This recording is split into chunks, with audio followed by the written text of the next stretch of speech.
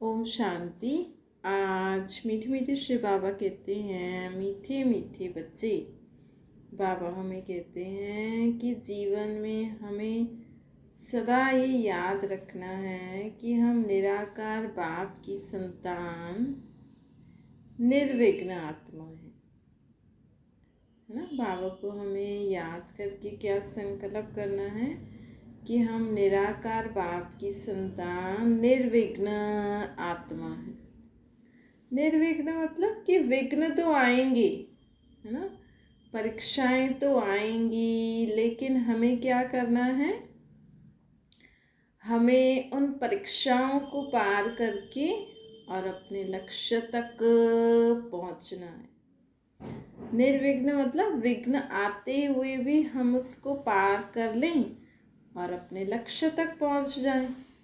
तो अपने लक्ष्य तक पहुंचने के लिए हमें क्या करना है, परमात्मा को याद करके उनसे शक्तियां धारण करनी है ना। उनके ज्ञान को हमें बुद्धि में धारण करके रखना है।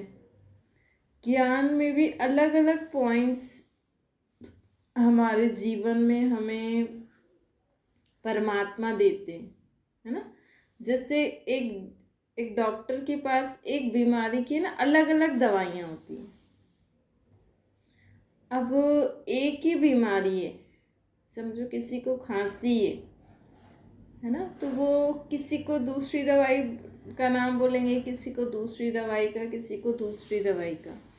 एक तो एज के हिसाब से भी होता है, प्लस ये भी देखा जाता है कि उनको कोई और बीमारी तो नहीं है ना। ये भी देखा जाता है कि उनको कोई और बीमारी तो नहीं है। अगर मानो उनको और भी कोई बीमारी हो गई तो वो दवाई उस बीमारी में ठीक नहीं है।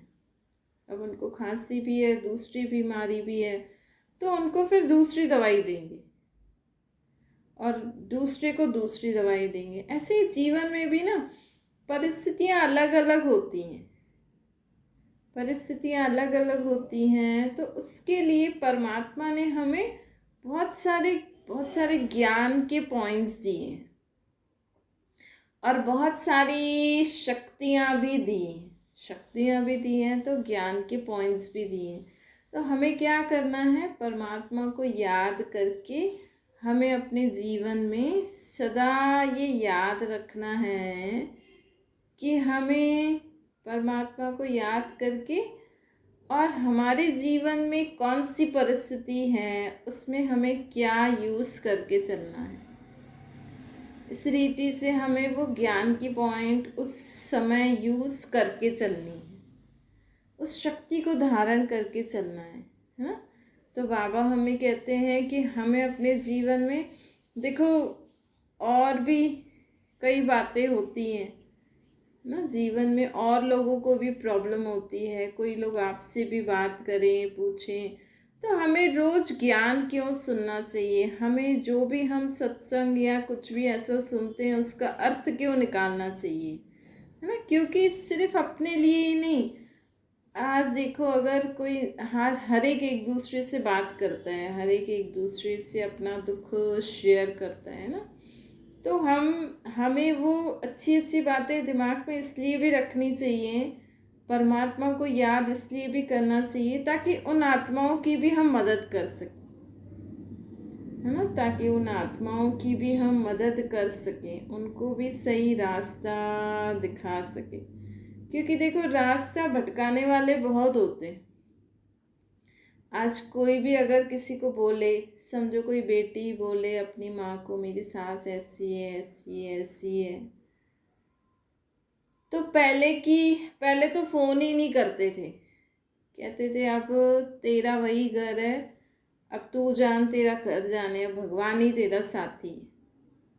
तो पहले की महिलाएं है ना, भगवान को भी बहुत अच्छे से याद करती थी, तो वो गृहस्थी में सेट हो जाती थी, है ना। आज की महिलाएं क्या करती हैं, भगवान पे तो वो भरोसा नहीं रखती हैं, वो लोग कोर्ट पे भरोसा रखती हैं। किस पे भरोसा रखती हैं, कोर्ट पे, कि अगर इन्होंने ज़्यादा कुछ किया ना तो बाबा हमें कहते हैं कि हमें जीवन में सदा ये याद रखना चाहिए कि हमें, देखो पहले की महिलाओं को क्या करते थे कि माँ बाप उसको ससुराल भेजते थे और कहते थे बेटा तू ही, तेरे को ही बना के रखनी है, और उसको सब सिखा के भेजते थे, है ना, सब सिखा के भेजते थे, जो उसको घर में काम करना है उसको सब सिखा के भेजते थे। लेकिन आजकल के माँ बाप बच्ची को सब सिखा के भेजते हैं, सोचते हैं वहाँ जाके सीख जाएगी, है ना, क्योंकि यहाँ तो आजकल माँ बाप बच्ची को पढ़ा लिखा के लायक बना देते हैं, और पढ़ाते भी इसीलिए हैं कि कल को कुछ हो जाए, कहीं इसके पति शरीर छोड़ लें या कुछ लड़ाई झगड़ा हो जाए या सेट नहीं हो पाए तो अपना कमा के खाएगी, है ना, अपना कमा के खाएगी। तो इसी लक्ष्य से माँ बाप पाल रहे हैं आजकल बच्चियों को। लड़कों को भी यही है, ठीक है, चलो ठीक है, अपना कमाएगा खाएगा, लड़की के साथ नहीं है हुआ तो चलो अपनी जिससे शादी करनी है उससे तुम कर लो, तुम जानो तुम्हारा काम जाने। तो पहले लड़कियां भगवान के भरोसे ससुराल जाती थी, तो भगवान को भी याद करती थी और अपना काम भी करती थी और सोचती थी कि मुझे यहीं रहना है तो मुझे यहाँ पे बना के रखनी, और घर का काम भी उनको सिखा पढ़ा के भेजते थे। आजकल की लड़कियों को घर का काम आता है ना, कितना आजकल वो पढ़ाई में बिजी होती हैं, फिर नौकरी धंधे में लग जाती हैं। अगर उनसे बोलो, अपना खाना भी नहीं लेती, उनको हाथ में दिया जाता है माँ बाप उनको, माँ बोलती नहीं बेचारी पढ़ रही है, एग्ज़ाम है, फिर अरे बेचारी की शादी है, अभी तो इसकी सेवा कर लो, वहाँ जाके ये करेगी। तो ऐसे थोड़े सीख जाते हैं, है ना, ऐसे थोड़े सीख जाते हैं कोई। तो आज एक लड़की को कैसा जीवन जीना चाहिए, एक लड़के को कैसा जीवन जीना चाहिए, वो आता ही नहीं है। तो आप शादियाँ करा के पैसे क्यों बर्बाद कर रहे हो? पहले तो शादियों में पैसे बर्बाद करो, फिर कोर्ट केसेस में पैसे बर्बाद करो, फिर अगर बच्चा हो जाए तो वो प्रॉब्लम, है ना। तो जीवन एकदम अंधेरे में, एकदम बेसमझी से लोग जीवन जीते हैं, फिर कहते हैं हे भगवान अब हम क्या करें, है ना। तो बाबा हमें कहते हैं कि विघ्न तो आना ही है, परेशानियां तो आना ही है। जैसे लोग पढ़ाई लिखाई में बच्चों को आगे बढ़ाते हैं कि नहीं कोई बात नहीं, तू पढ़ ठीक हो जाएगा, ऐसे हमें भी है ना, अपनी बच्चियों को, अगर आपकी बेटियां, किसी की भी बेटियां शादी करके चली गई हैं तो हमें ऐसे डरना नहीं चाहिए। हमें उसको, अब अगर पति से नहीं बनती है, नहीं होता है, तो उनका हिसाब किताब है, उसको बोलो भगवान पे विश्वास रखो, भगवान को याद करो, बन जाएगी, सब ठीक हो जाएगा, है ना, सब ठीक हो जाएगा, उसको बोलो। तो बाबा हमें कहते हैं कि लोग भगवान पे तो भरोसा करते नहीं हैं और खुद ज्ञान सुनते नहीं है, खुद में शक्ति है नहीं, भगवान को याद करके शक्ति नहीं ली है, और खुद ही राय सलाह देते रहते हैं। ये सब ठीक है, नहीं बन रही तो तू ये कर ले, उनको थोड़ा डरा ले, धमका ले, केस कर देंगे, ये कर देंगे, वो कर देंगे, है ना। ऐसे करके लोग उनका जीवन ही खराब कर देते हैं ना, है ना। आखिर देखो आएंगे तो फिर भी एक बार शादी होने के बाद अगर लड़की चाहे, भगवान भरोसे सब कुछ कर सकती है ना, भगवान भरोसे सब कुछ कर सकती है। अगर चाहे तो कर सकती है, नहीं चाहे तो नहीं कर सकती है। तो पहले से ही समझना चाहिए ना, है ना। आज आप एक इंसान से सेट हो पा रहे हो नहीं पा रहे, उसके नेचर से ही पता लग जाता है ना। और ससुराल वालों का तो देखो हमें पता नहीं है, आजकल देखो वहाँ जाने के बाद पता लगता है ना। तो आजकल की दुनिया ही ऐसी है।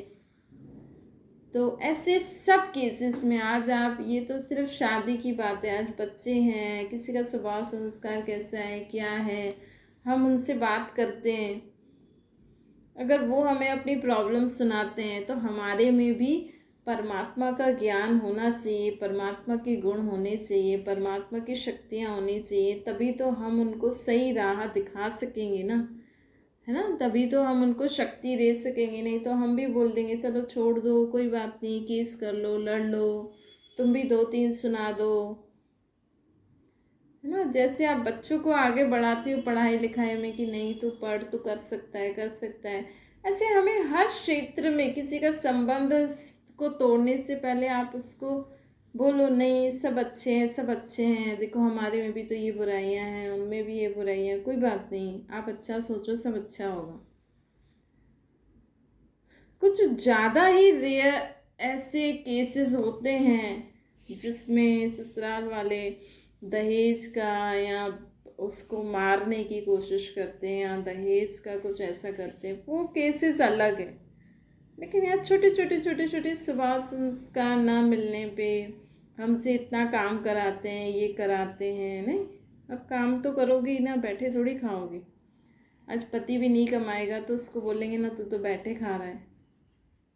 तो ऐसे ही बाबा भी हमें सिखाते हैं कि हमारे अंदर पहले ज्ञान की भरपूरता होनी चाहिए, गुण होने चाहिए, शक्तियाँ होनी चाहिए, है ना, तो ही हम दूसरों को सही राह दिखा सकते हैं, सही मार्ग दिखा सकते हैं ना।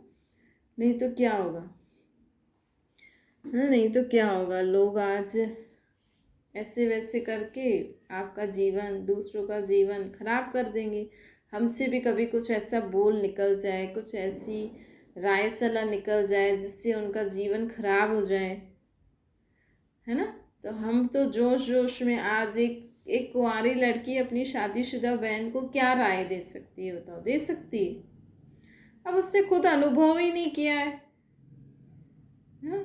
अगर सोचो एक शादीशुदा लड़की अपनी छोटी बहन को सारी बातें बता के उससे पूछ रही है, अपने छोटे भाई से जिससे शादी ही नहीं करी, वो क्या बता सकेंगे, नहीं गृहस्थी कैसे बना के रख सकते। तो इसीलिए बाबा हमें कहते हैं कि देखो लोग ये आए दिन जो एक दूसरे से बात करते हैं, भगवान पे विश्वास नहीं रख के चलते हैं, भगवान को कुछ मानते नहीं हैं, हाँ बस कीर्तन सुन लिया, सत्संग सुन लिया, ज्ञान सुन लिया, बस हाँ हाँ हाँ हाँ करते रहते हैं, उससे क्या होगा।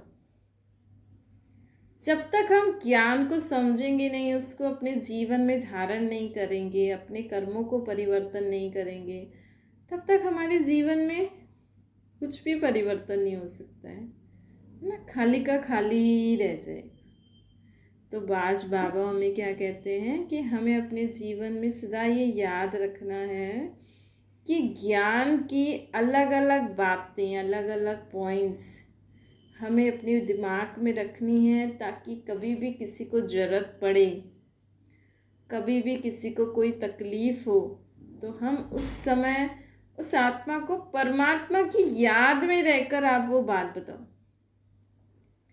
तो उसको यथार्थ उस बात की, उस बात को समझ सकेगी वो आत्मा और उसको जीवन में धारण कर सकेगी, है ना। नहीं तो कोई फ़ायदा नहीं है। और बाबा आज हमें कहते हैं कि हमें अपने जीवन में हर सेकंड नया होना चाहिए हमारा।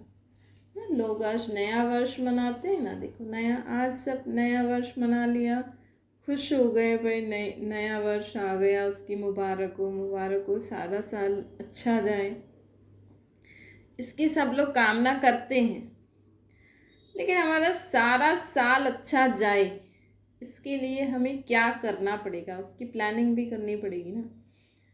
हमारा दिन खराब क्यों जाता है, हमारे कौन से ऐसे स्वभाव संस्कार हैं, हमारी कौन सी ऐसी आदत है, कौन सी ऐसी सोच है, कौन से ऐसे बोल हैं, कौन से ऐसे कर्म हैं जिसके कारण हमारा दिन खराब जाता है। पहले तो हमें ये चेक करना चाहिए ना। सारा साल ऐसे ही कोई अच्छा थोड़ी चला जाएगा। अगर हम दूसरों के लिए उल्टा सुल्टा सोचते रहें, बोलते रहें, करते रहें, तो क्या दूसरे चुप रहेंगे, है ना। दूसरे भी सोचेंगे, बोलेंगे, करेंगे।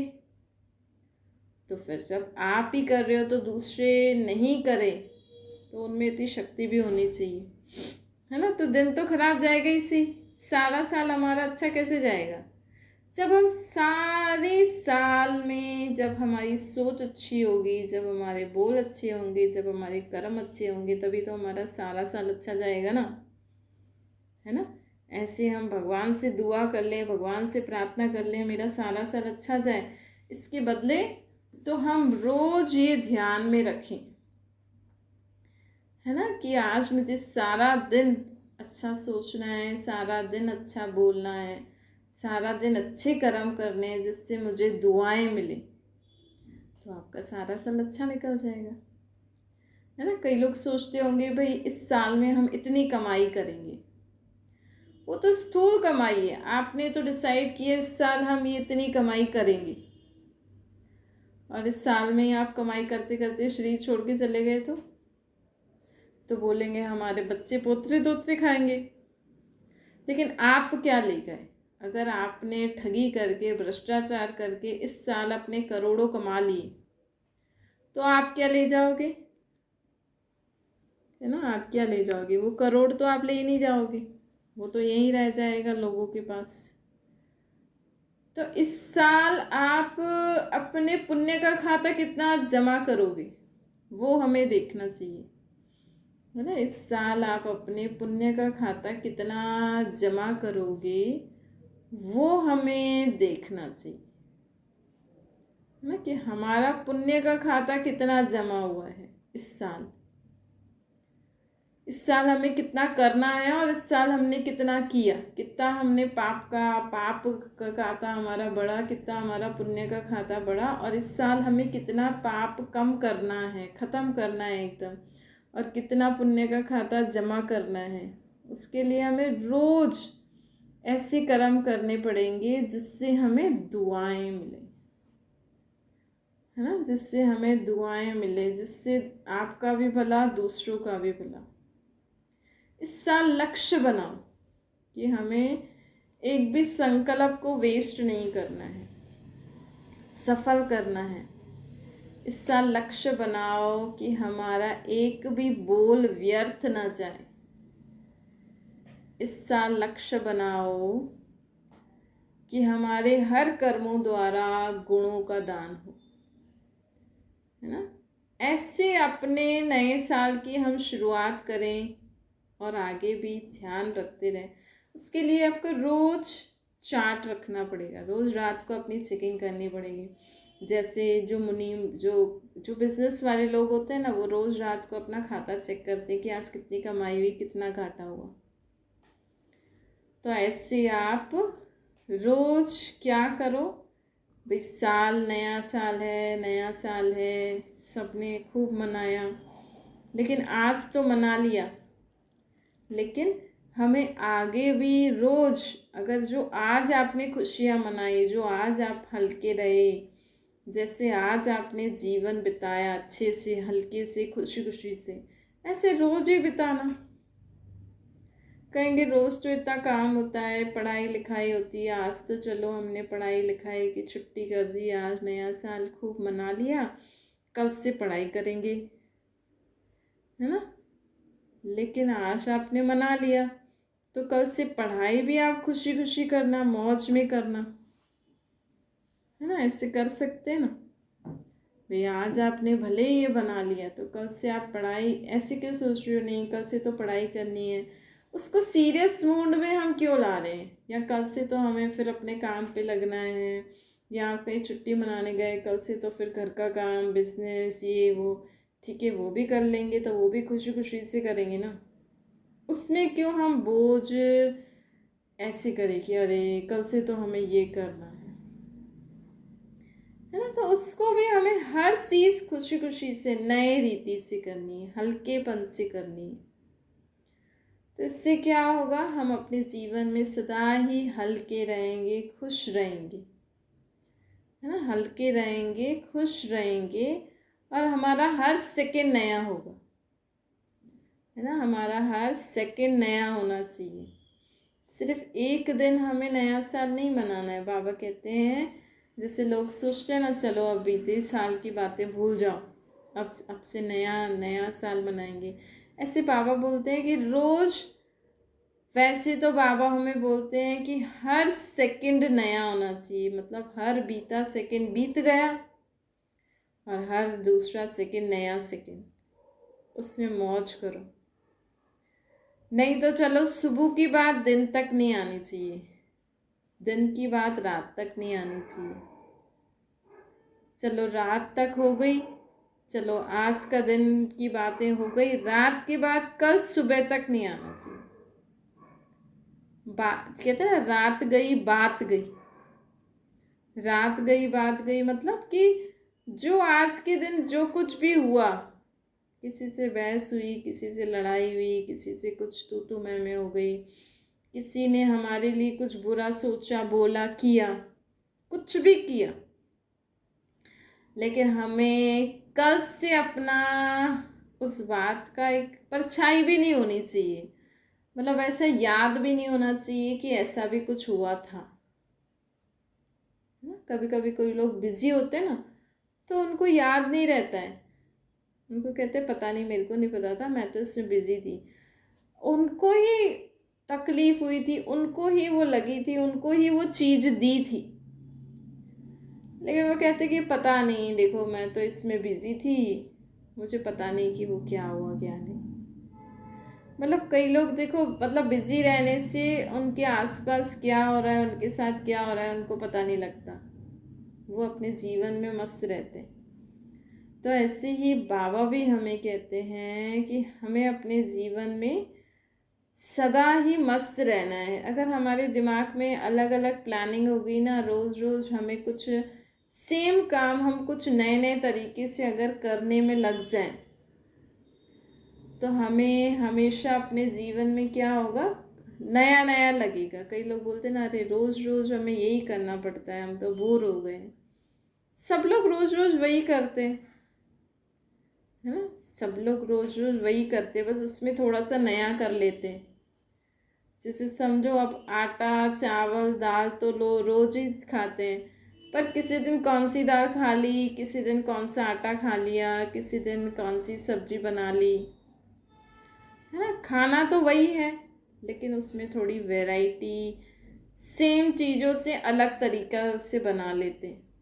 जैसे सूजी की इडली भी बना लो, तो उपमा भी बना लो, तो हलवा भी बना लो, है तो सूजी, है ना।